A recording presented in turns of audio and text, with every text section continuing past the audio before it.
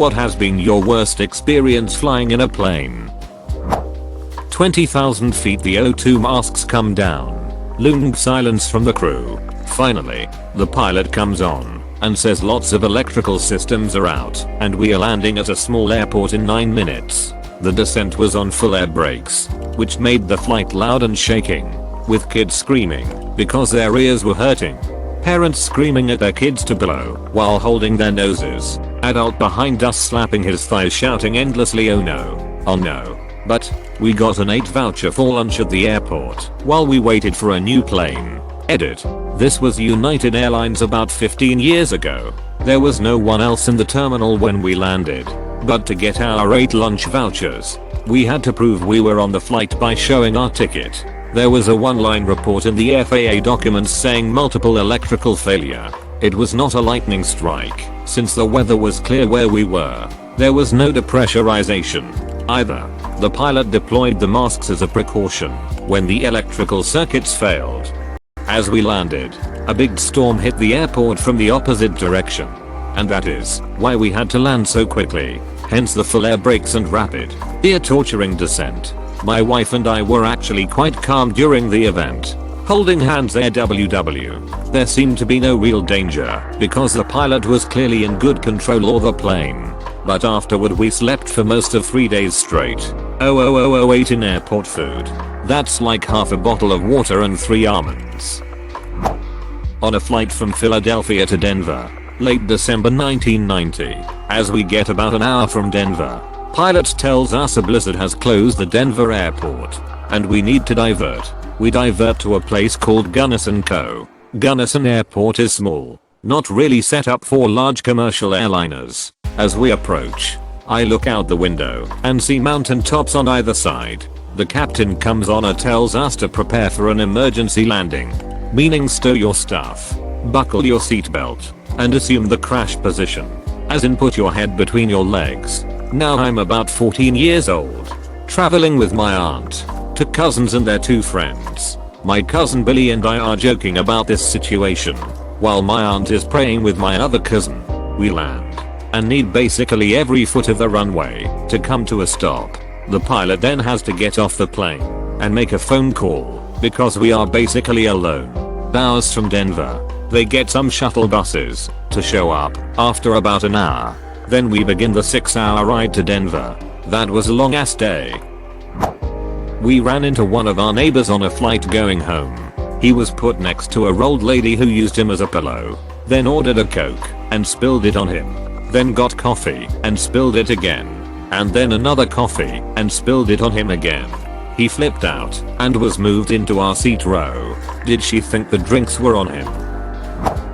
About 6 years ago I was sitting on the plane and I suddenly felt a tickle in my throat. It just wouldn't go away. I'd cough and cough and cough. Nothing. The only thing that helped was ice chips. But even then I couldn't stop, it was miserable. That night I woke up in the middle of the night with 2 swollen eyes, swollen lips, hives all over my body, hot joints, and a tight chest. I was having some severe allergic reaction to something, which means that on the plane my throat was closing, and I just didn't know it. Of course the ice chips helped, because they were keeping the swelling down. What's weird is that has never happened before, or since then, and I'm not allergic to anything that I know of. Something similar happened to me. I ate a burger from Hungry Jack's Aussie Burger King, and I got a severe reaction. It started with severe itching, followed by hives, swollen face, and my throat was beginning to close up. I had to go to the hospital, because it was the weekend and all the doctors were closed.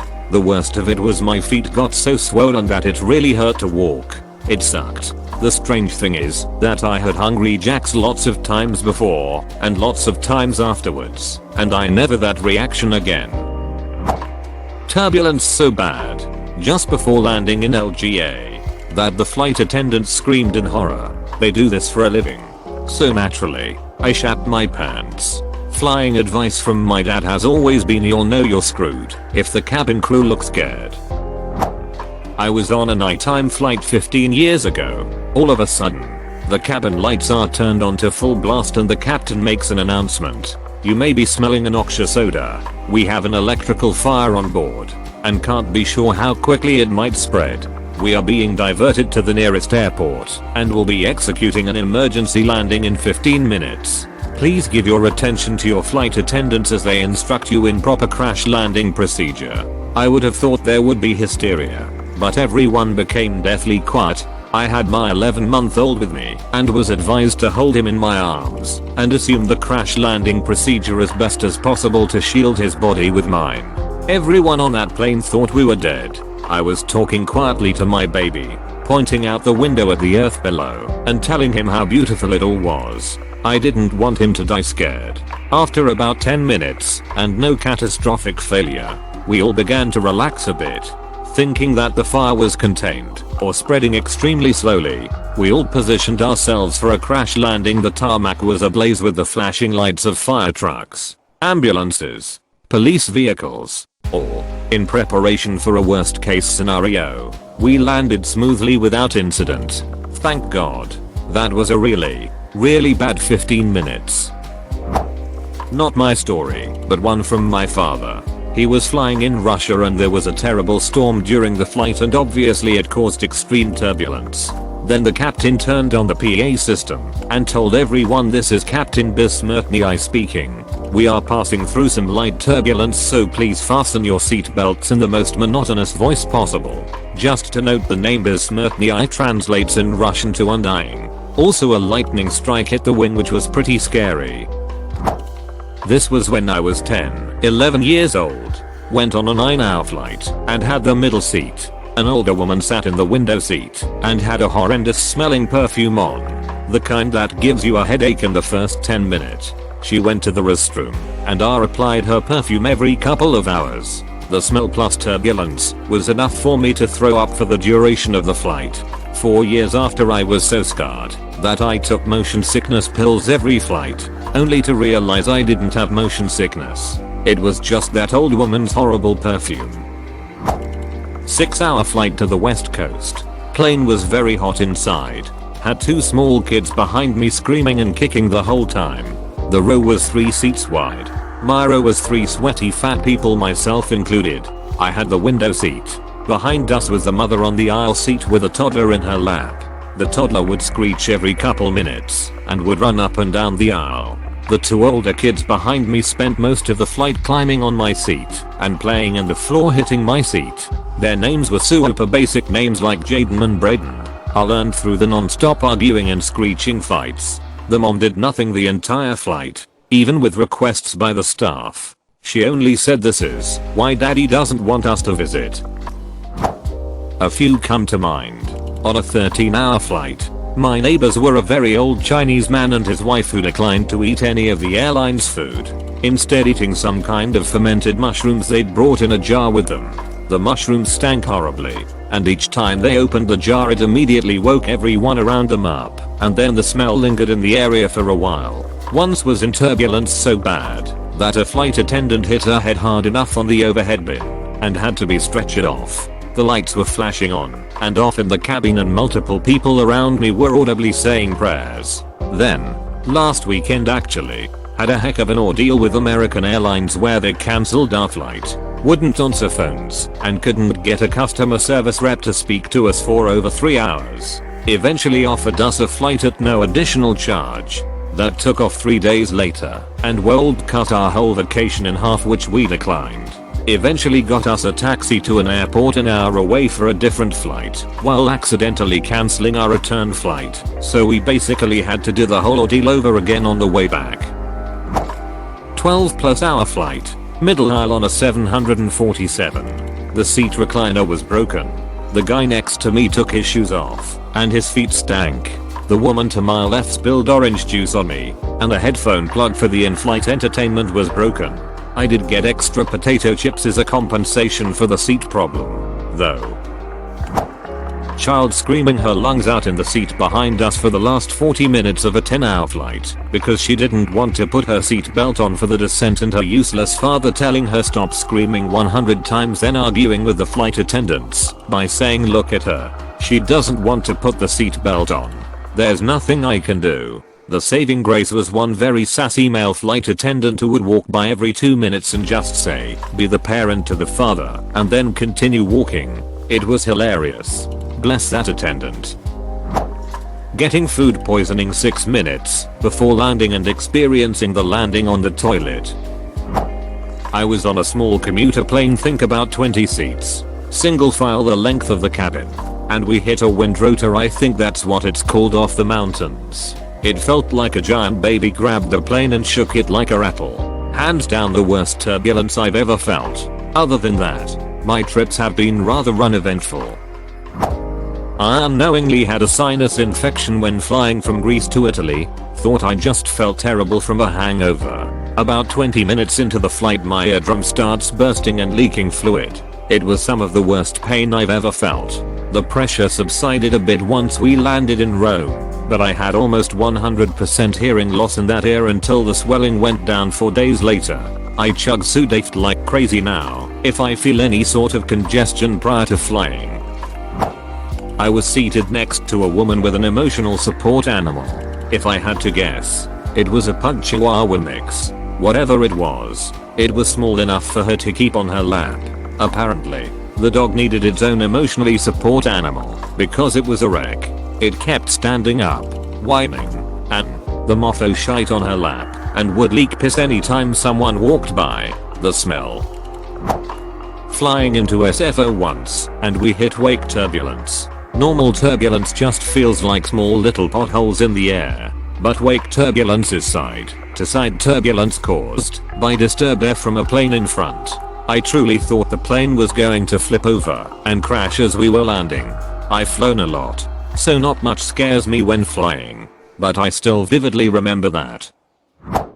We were flying from Florida to London when one of the engines caught fire somewhere out over the Atlantic, so had to turn back and land at New York. The engine on the replacement plane also caught fire, so the pilot had to turn back and land at New York. We didn't chance it with a third plane and went with a different carrier. I was 8 years old at the time, and for some strange reason, I'd never had a nightmare before then. My first nightmare was on the third plane back and involved a Mickey Mouse in a glass coffin and an emaciated green version of Thing from the Addams Family. Was on a study tour when I was 10. The principal had the same surname as me, so he was arranged to sit next to me. He was nice, but any kid would be frightened to sit next to the head of school for several hours. I was so nervous I didn't chat with my friends and watched movies on the TV, trying to be the best behaving student. The worst part is that he keeps using the flight's deck of cards to attempt magic with me, and failed every time. I experienced my first cringe on that plane, and it lasted 4 hours. Also I was having a fever, but there's no way I would give up the chance, so I still got on the plane. I had a lot of ear problems as a kid that required multiple surgeries. I figured out on my first flight at age 19 that my ears could still bother me when the worst ear pain of my life hit me during the descent. Since then I figured out how to make them pop, making it less of an issue. But I was unprepared that first time and spent quite a bit of time holding back tears until my ears popped on their own a few minutes after landing. Flying home to Australia. There's some European family whose daytime is apparently our nighttime. Bored kids run endless up and down the aisles, making sleep impossible. Cabin staff were useless. While in transit, a kid produces a green laser and waves it around, unsure if it was powerful enough to blind. But idiot parents don't tell him off. I just walked away. Had enough bullshit. Thankfully their connecting flight was not the same. Slept for maybe 2 hours before arriving to attend my mother's funeral. 14-hour flight to Japan. Seated in front of someone who was shouting at random intervals through the flight. We could tell there was something going on. And I don't know if his caretaker could have done anything. But it was still a long flight. 2 early morning flights to Hawaii for a school trip. Fainted on the first flight, but didn't have time to grab breakfast during the layover. Couple of hours in, started having pretty extreme nausea, but didn't recognize it fast enough. Didn't get to the bathroom in time. Definitely bathed in my hands in the aisle. Had to get up a few more times too, but luckily made it to the bathroom in time. Not fun. I was seated in the front row, bulkhead seat. As the plane began to key off and the G-force hit, one of the ovens in the wall in the galley just in front of me and to the right ejected from its usual place and crashed to the floor, tumbling into my leg. The oven was filled with empty metal trays, so the sound it made upon crashing to the floor was unlike any noise one might expect during takeoff. It was immediately followed by screams, utterances to an assortment of deities, and the sound of collective defecation as the unwashed masses behind me envisioned all manner of catastrophe unfolding. The ovens are modular and simply slide in and out for replacement, but they are held in place with screws. The previous flight had oven issues, so maintenance arrived and replaced the oven. They failed to reinstall the screws.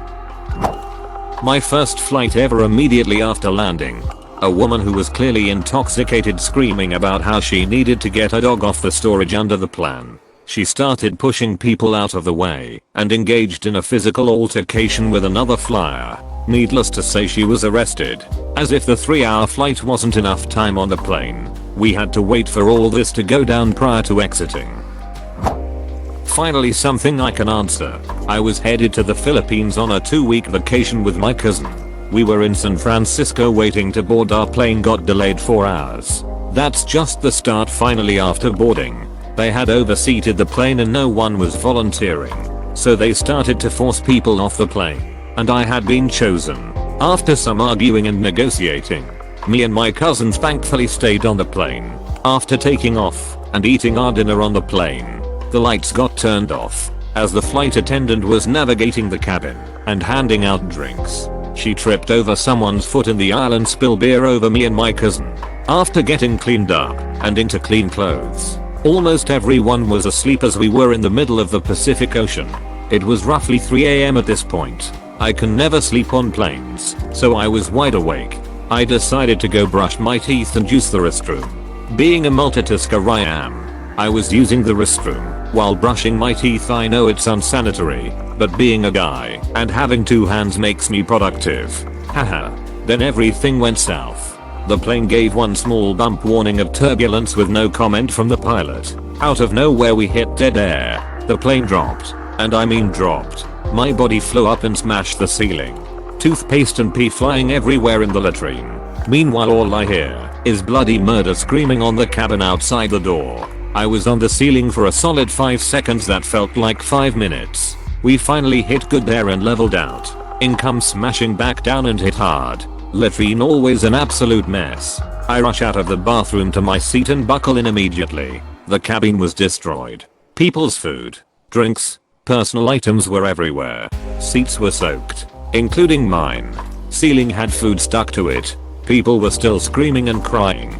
The pilot came on and said that the dead air was no on the radar and the rest of the flight would be smooth. And thank God it was. The rest of the flight was peaceful. But holy heck, was the first half of a 10-hour flight miserable. Thankfully, I always pack 2 change of clothes on carry-on for international flights, so I had another clean pair to change into. Too long, didn't read 4-hour delayed flight. Almost got kicked off due to overbooking. Beer spilled all over me. Crazy turbulence which caused pee and toothpaste to go everywhere, and hearing bloody murder. And then a messy cabin for the remainder of the flight. Always wear a seatbelt, even when the sign is turned off. Edit spelling.